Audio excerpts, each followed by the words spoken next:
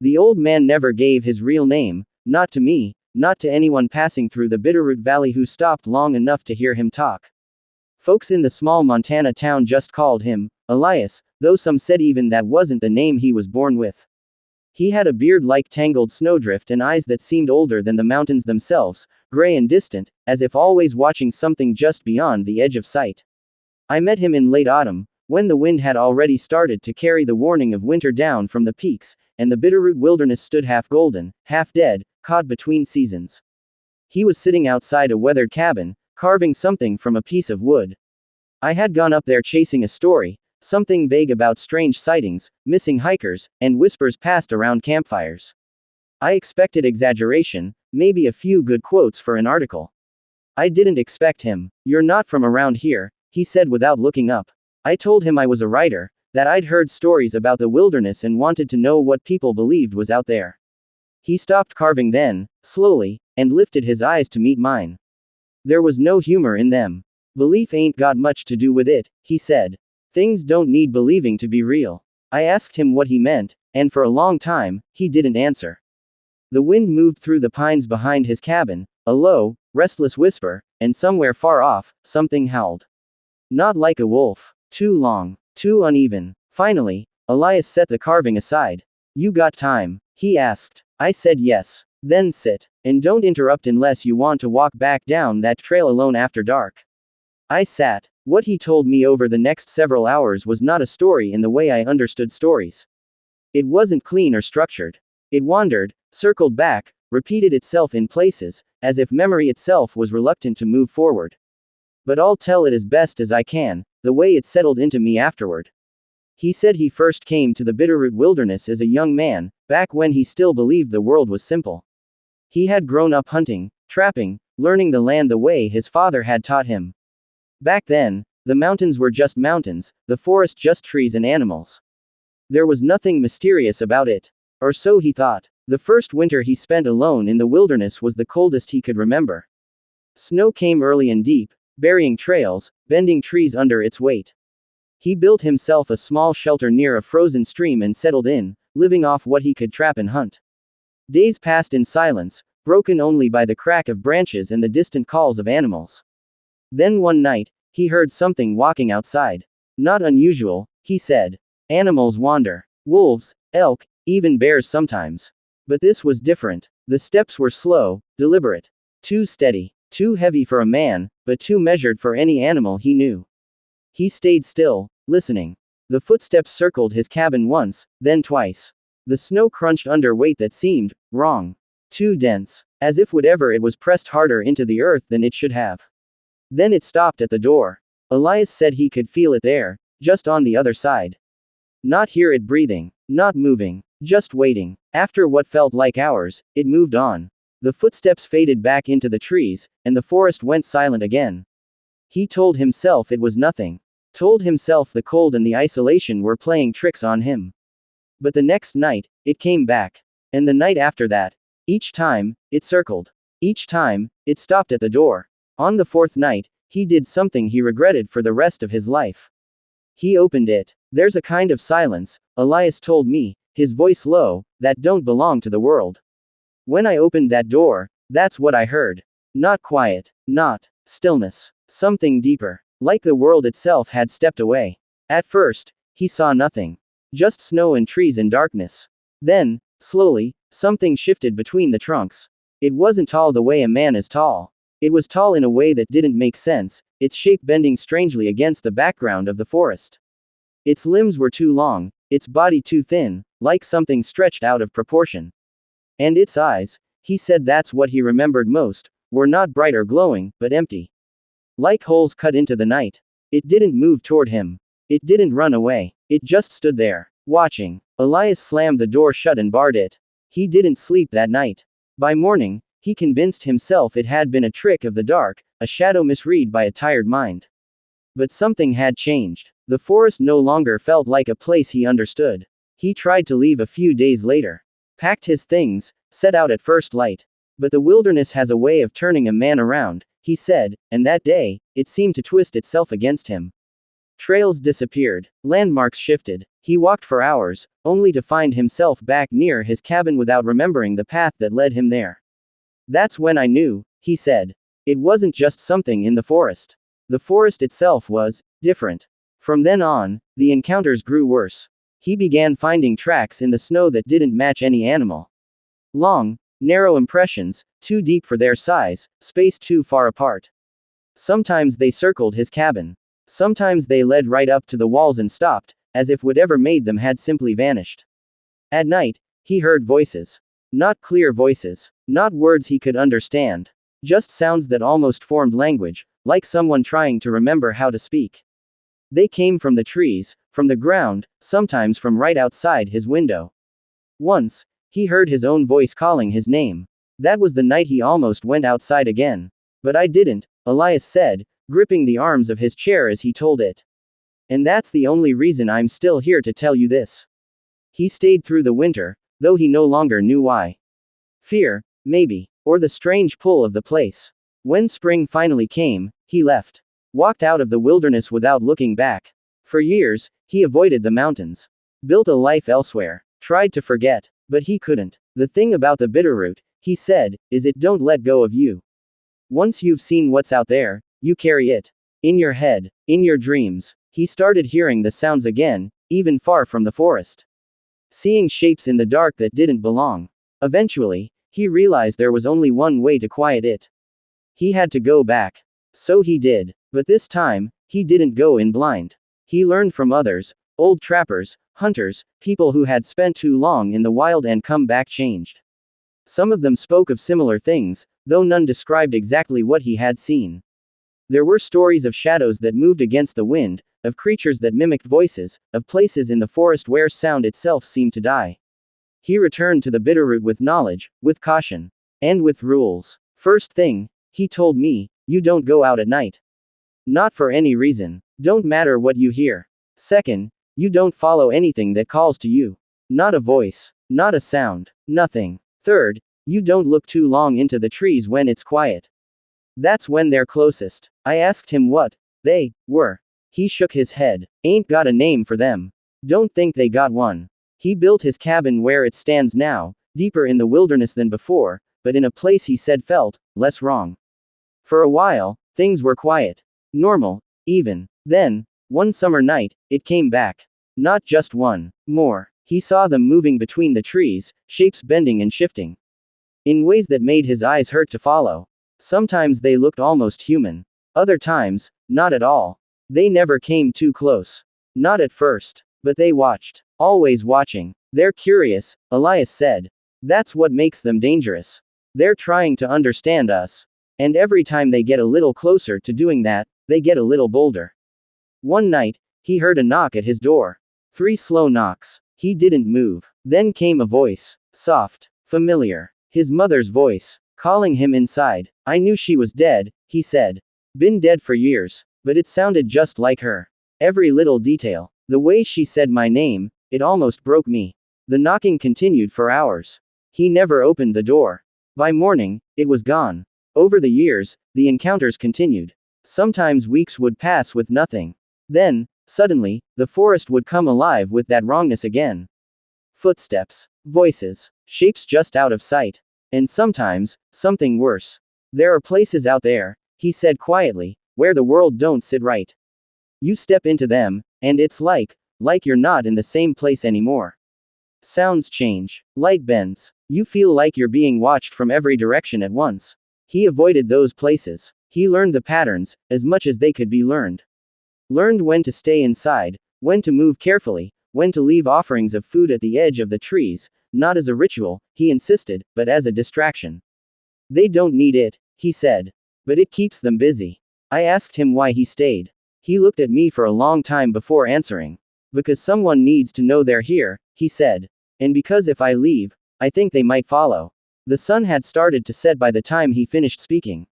Shadows stretched long across the clearing, and the forest behind his cabin seemed darker than it should have been. I realized then how far I was from the road. How quiet everything had become. Too quiet. Elias noticed it too. His eyes shifted toward the trees. You should head back, he said. I stood, suddenly uneasy. What happens at night? I asked. He hesitated. Then he said, "You hear things that make you forget what's real." I didn't ask anything else. I left quickly, following the narrow trail back down the mountain. The light faded faster than I expected, swallowed by the thick canopy. By the time I reached the lower ridge, it was almost dark. That's when I heard it. My name, called from somewhere off the trail. I stopped. It sounded like Elias, telling me I'd gone the wrong way. For a moment, I almost turned back. Then I remembered what he'd said. "Don't follow anything that calls to you." I kept walking. The voice came again, closer this time, urgent. I didn't stop. By the time I reached my car, my hands were shaking. I drove out of the Bitterroot that night and didn't look back. But even now, sometimes, when it's quiet, I think about that place. About Elias. About the things that roam those mountains. And every now and then, just as I'm about to fall asleep, I hear something outside. Not quite a voice. Not quite a sound. Just something, waiting. The sound didn't stop after that night. It didn't follow any pattern I could understand, and that was the worst part. If it had come every night, or only in dreams, I might have convinced myself it was something explainable. But it didn't. Sometimes days passed in complete silence. Then, without warning, it would return. At first, it was always outside. A faint movement near the window. A slow, dragging step just beyond the wall. Once, the softest knock, so light it could have been mistaken for settling wood, if not for the rhythm. 3 taps. Always 3. I told myself I had brought something back with me from the wilderness. Not physically, not something I could see or touch, but something that had attached itself to memory. Fear has a way of echoing, I thought. It lingers. But deep down, I knew that wasn't true. Because one night, the sound came from inside the house. It was subtle. A shift in the hallway. A floorboard easing under weight that wasn't mine. I froze in bed, every muscle locked, listening. Another step. Slow. Careful. Like something learning how to walk. I held my breath until it hurt. The sound stopped just outside my bedroom door. There was no shadow under the crack. No movement. Just presence. Then, after a long, unbearable silence, 3 soft knocks. I didn't move. Didn't speak. Didn't even think. I lay there, staring into the dark, waiting for something, anything, to happen. The handle didn't turn. The door didn't open. After what felt like hours, the weight outside the room lifted. The floor creaked again, retreating step by step, until the house was silent. I didn't sleep that night. Or the next. Days passed. I tried to go about my life as if nothing had changed, but everything had. The world felt thinner somehow, like there was less distance between what I could see and something just beyond it. Reflections lingered too long. Shadows didn't behave the way they should. And then came the dreams. At first, they were fragments. Glimpses of the Bitterroot forest, but not as I remembered it. The trees were taller, impossibly so, stretching into a sky that didn't exist. The ground shifted beneath my feet like it wasn't solid. And always, in the distance, something moved. Watching. Waiting. Each night, the dreams pulled me deeper. The cabin would appear sometimes, Elias's cabin, but empty.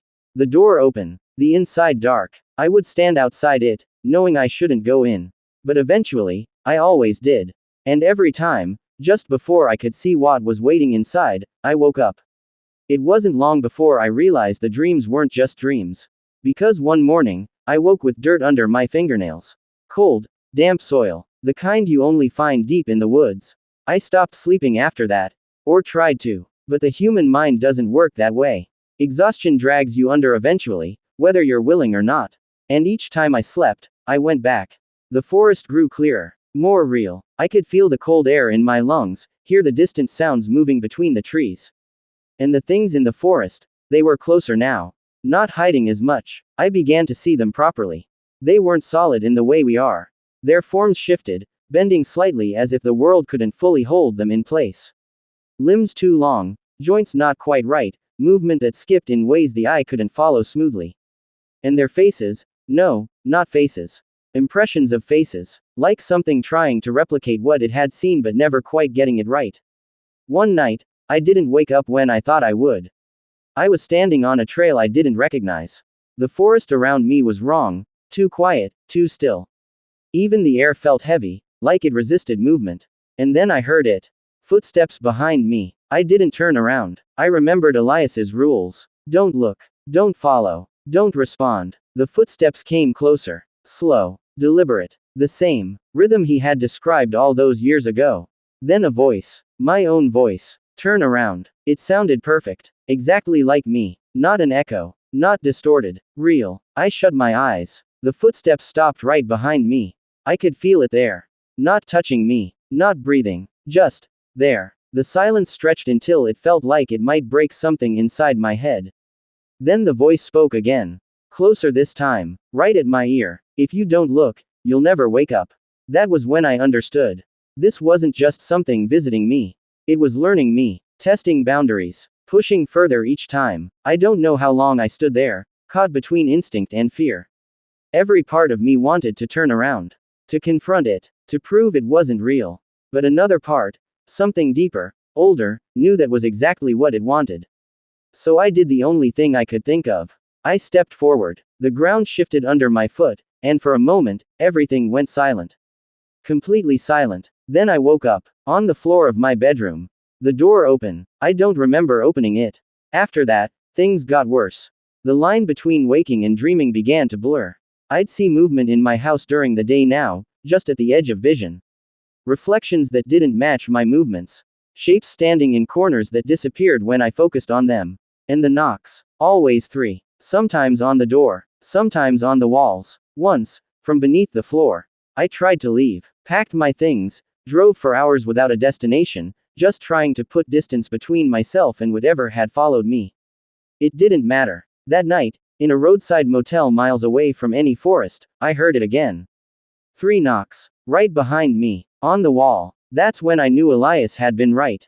Distance doesn't matter. Once they know you, they don't let go. I went back. I didn't want to. Every instinct screamed against it. But I knew there was only one place I might find answers. The Bitterroot. The drive felt longer than before, heavier somehow.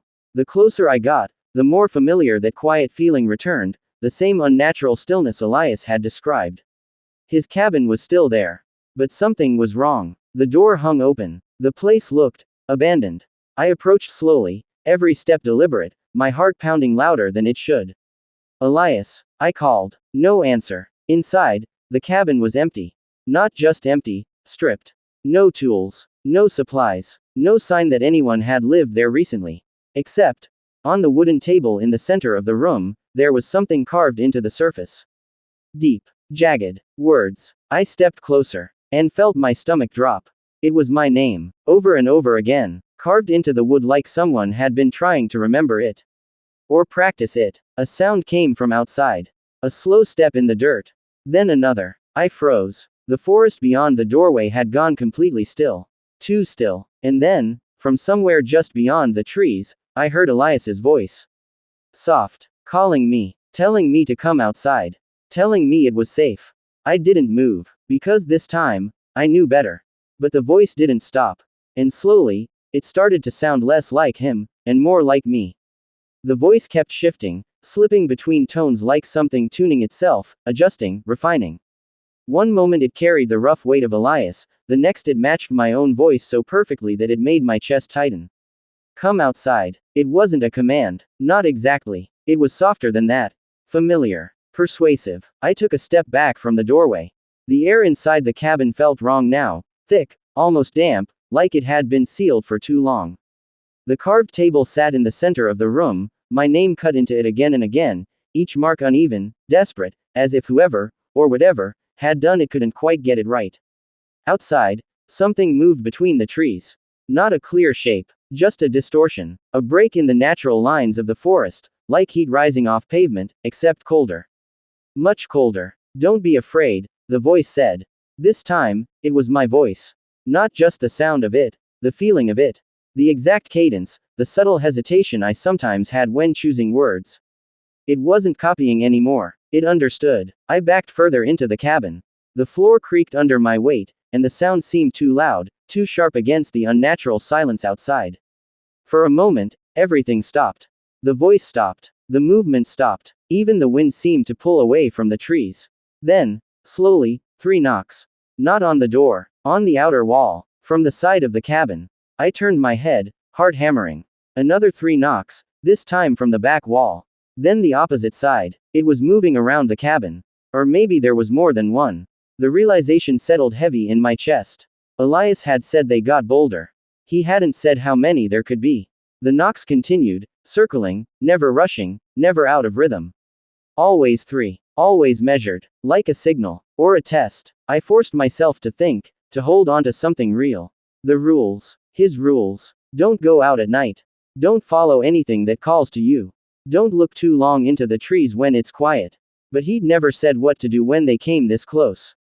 The knocking stopped. Silence flooded back in, deeper than before. For a moment, I thought it was over. Then I heard something from the doorway. A soft sound. Not a knock. A breath. I turned slowly, every instinct screaming at me not to. The doorway was still open, framing the dark forest beyond. And standing just outside, was me. Not exactly. Not perfectly. But close enough that my mind tried to accept it for a split second before rejecting it entirely. It stood too still. Its posture slightly off, like it was mimicking the idea of how I should stand rather than actually standing that way.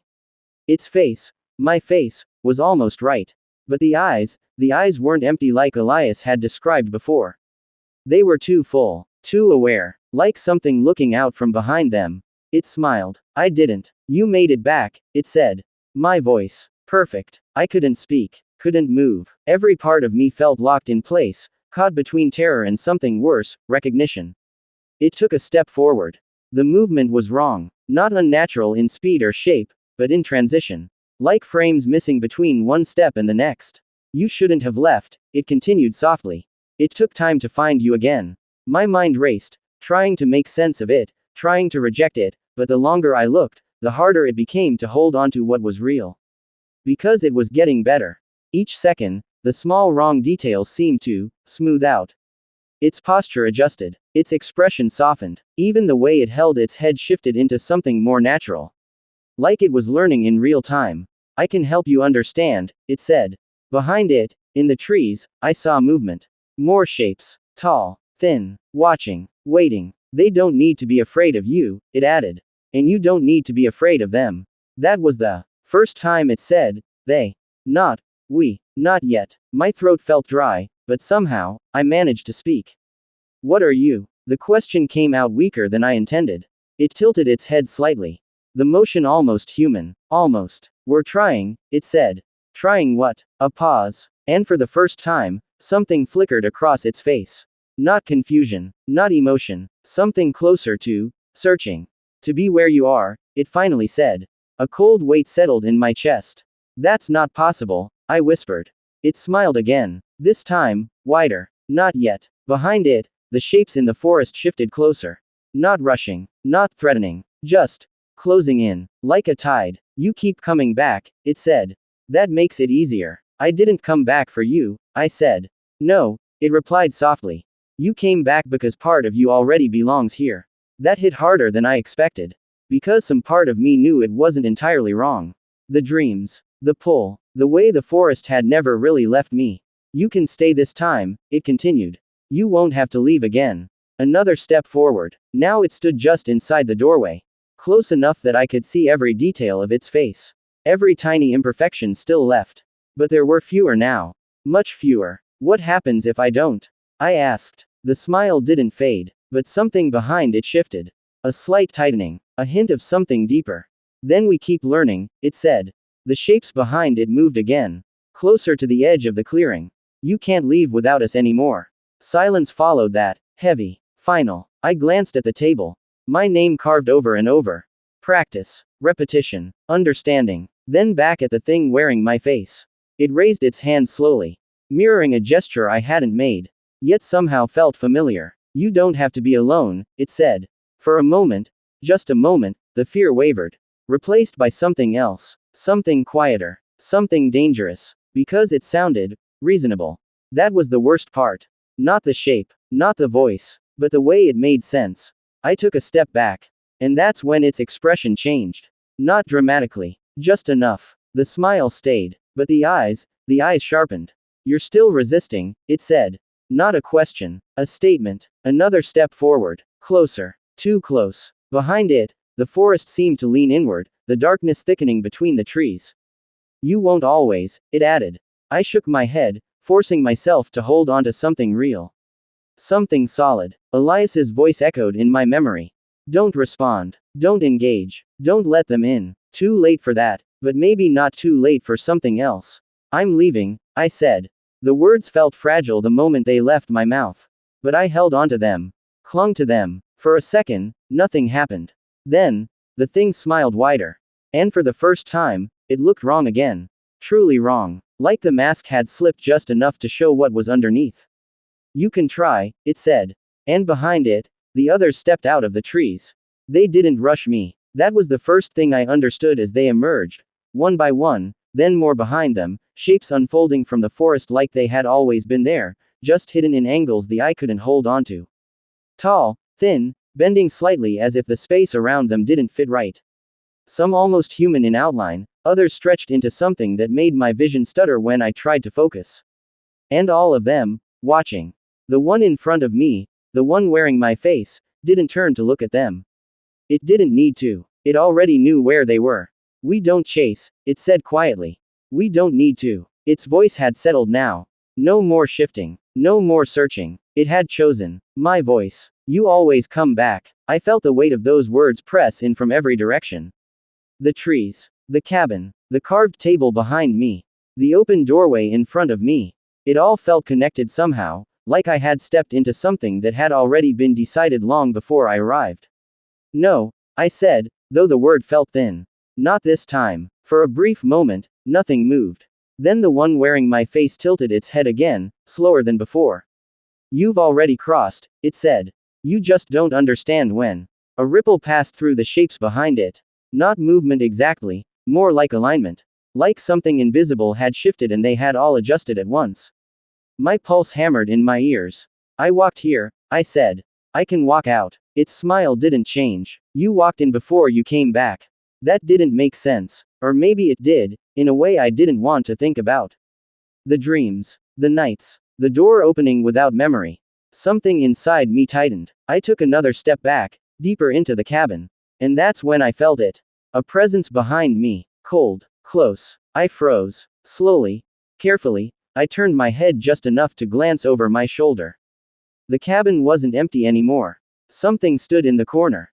Not fully visible. Not fully formed. But there. Watching me from inside. My chest tightened. They're not just out there, the one at the door said softly. They never were. The realization hit like a drop into deep water. This wasn't about the forest. Not entirely. It never had been. I turned back toward the doorway. The one wearing my face had stepped closer again. Now it stood fully inside the cabin. And the others, they had reached the edge of the clearing. Not entering. Just waiting. Like a boundary existed that only needed one thing to break. Consent. Understanding. Or surrender. I don't belong here, I said, louder this time, forcing the words to feel solid. Something flickered in its expression again. Not annoyance. Not anger. Adjustment. You're still dividing things, it said. Inside. Outside. You. Us. Another step. Now only a few feet between us.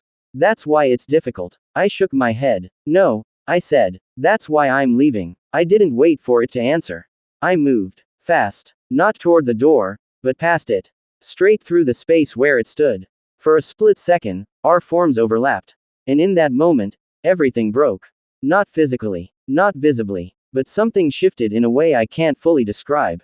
It felt like stepping through a surface that wasn't there. Cold flooded through me. Not just temperature, something deeper. Like memory being pulled apart and reassembled all at once. I heard voices. Not one. Not many. All. Layered over each other in patterns that almost formed meaning but never settled long enough to understand. And then, I was outside. The clearing stretched around me. The trees loomed tall and silent. The shapes, they were closer now. Much closer. But they hadn't moved. Not exactly. It was like I had moved into them. Or between them. I turned back toward the cabin. The doorway was empty. No one standing there. No version of me watching. Just darkness inside. For a moment, hope flickered. Then, I saw movement behind the window. A figure. Standing where I had been. Watching out. It stepped closer to the glass. And I felt my breath catch. It was me. Again. But this time, perfect.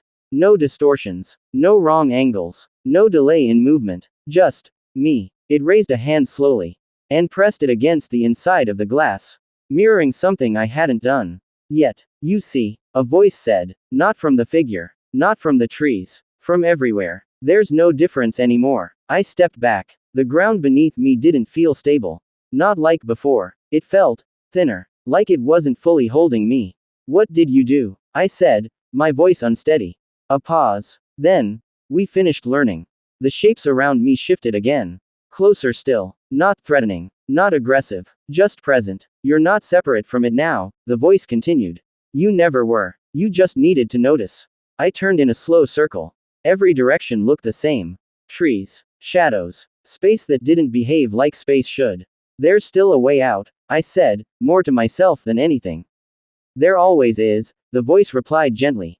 That almost sounded kind. Almost. I looked back at the cabin. At the version of me standing inside. Still watching. Still waiting. If I go back in there, I said slowly, what happens? Silence stretched for a moment. Then, you stop asking that question. That was enough. I shook my head again, harder this time. No. The word felt stronger now. More real. I'm not staying. Something changed in the air. Not dramatically, but enough. A subtle shift. Like pressure building before a storm. You're still choosing distance, the voice said. Yes, I replied. A pause. Longer this time. Then you'll keep experiencing it that way. The shapes around me didn't move closer. But they didn't need to. Because suddenly, the forest wasn't in front of me anymore. It was everywhere. Around. Behind. Above. The space folded in on itself in ways that didn't follow any direction I understood. And then, I was falling. Not downward. Not in any direction. Just away. The cabin vanished. The trees stretched into lines. The shapes blurred into something formless. The voices layered into one continuous sound, and then, I woke up. Back in my own bed. The room exactly as I left it. The door closed. The walls still. Morning light filtering through the window. For a long time, I didn't move. Didn't breathe deeper than necessary. Didn't think. Just listened. Nothing. No footsteps. No knocks. No voices. Slowly, carefully, I sat up. Everything felt normal. Too normal. Like the world had reset itself. I got out of bed. Walked to the door. Opened it. The hallway was empty. Quiet. Safe. Or at least, it looked that way. I told myself it was over. That somehow, I had made it back. That whatever had happened in the Bitterroot, whatever I had crossed into, was behind me now. I wanted to believe that. I almost did. Until I turned toward the mirror. And saw, just for a second, my reflection hesitate. Only slightly. Only enough to notice. It caught up immediately. Perfectly. But the delay had been there. Small. Precise. Real. And as I stood there, staring at myself, I realized something that hasn't left me since. They weren't trying to get out. They were trying to get in. And now, they don't have to try anymore. I stood there longer than I should have, staring at my reflection, waiting for it to happen again. It didn't. Every movement I made, it followed perfectly now. No delay. No distortion. If I hadn't seen that brief hesitation, I might have convinced myself nothing was wrong. But once you notice something like that, you don't unsee it. I stepped back from the mirror slowly. Get a grip, I muttered under my breath. My voice sounded normal. Everything sounded normal. That was the problem. I forced myself through a routine, washing my face, making coffee, opening the windows to let fresh air in. The outside world looked unchanged. Cars passed. People walked. Life moved forward like nothing had shifted. But I couldn't shake the feeling that something had aligned differently behind the surface. Like gears had clicked into place somewhere I couldn't see. For a few days, nothing happened. No sounds. No dreams. No movement in reflections. I almost started to believe it was over. Almost. Then the small things began. Subtle at first. I'd put something down and find it slightly moved later. Not gone. Just, not exactly where I remembered. A cup rotated slightly on the table. A chair angled differently. Once, I found the front door unlocked in the morning. I always locked it. Always. I told myself I was distracted. Tired. That my mind was still tangled in whatever I'd experienced. But then came the gaps. Moments I couldn't account for. I'd check the time, look away, and suddenly an hour had passed. No memory of what I'd done. No sense of losing it. Just, missing. At first, it happened once. Then again. And again. Each time a little longer. Each time harder to ignore. I started writing things down. Keeping track. Time, actions, details. Trying to anchor myself to something real. One afternoon, I sat at the table, notebook open, pen in hand. I wrote the time down. 3:12 p.m. I remember that clearly. I blinked, and the clock read 5:47. My pen was still in my hand. But the notebook wasn't empty anymore. My breath caught. Pages filled. Line after line of writing. Not mine. Or at least, not how I write. Same handwriting. Same pressure. But different rhythm. Different spacing. Different intention. Slowly, I lowered my eyes to the page. And started reading. The first line was simple. We're closer when you don't notice. My hand tightened around the pen. I flipped the page. More writing. We're learning faster now. Another page. You don't feel it yet, but you will. My heart started pounding. I turned another page. The writing grew more confident. Cleaner. Like it had improved over time. We can move when you're still. I dropped the pen. The sound felt too loud.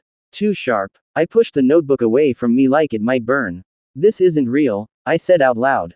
The words felt thin, weak, because deep down, I knew it was. I stood up abruptly, knocking the chair back. I needed to leave. Needed space, air, distance. I grabbed my keys and stepped outside. The daylight hit me hard, almost overwhelming after being inside my own head for too long. I walked fast. Didn't look back. Didn't think. Just moved. The world around me felt normal, but not grounding. If anything, it felt staged. Like something carefully maintained. People passed by me. None of them looked at me. Or maybe they did. I couldn't tell. I kept walking until my legs started to ache. Until my breathing steadied. Until the panic dulled just enough to think. That's when I noticed the reflection. A storefront window to my right. I hadn't meant to look. But I did. And I stopped. Everything around me moved normally. Cars. People. Light shifting across glass. But my reflection was standing still. Not frozen. Not broken. Just not walking. I slowly turned my head. In the reflection, I didn't. A cold wave rushed through me. I forced myself to move again. And after a second, it caught up. I didn't smile back. I couldn't. My face felt locked in place, like the muscles had forgotten how to respond. But in the mirror, it didn't matter. The version of me standing there held the expression easily, naturally, like it had always belonged to it. The smile wasn't wide, not exaggerated. That made it worse. It was subtle, knowing, like it understood something I didn't. Slowly, carefully, I took a step backward. My reflection didn't. It stayed exactly where it was in the mirror, still watching me, still smiling, as if distance meant nothing to it. A pressure built in my chest. Stop, I said. My voice came out steady. Too steady. In the mirror, the smile softened slightly. Then it spoke. Not out loud. Not in a way that moved its lips. But I heard it anyway. You're still trying to separate us. I shook my head immediately. No. But even as I said it, I wasn't sure what I was denying. The reflection tilted its head. Perfectly controlled. Perfectly intentional. You're the only one still making that distinction. The room felt wrong again. Not physically shifting, but conceptually. Like the idea of space had loosened its grip. I glanced away from the mirror, trying to break whatever connection was forming. Bad idea. Because the moment I looked away, I felt it. Not outside. Not behind me. Inside. A movement that wasn't quite physical. A thought that wasn't mine. A presence adjusting itself. I snapped my eyes back to the mirror. Now, it wasn't just standing there. It was closer. Not by stepping. Not by movement I could track.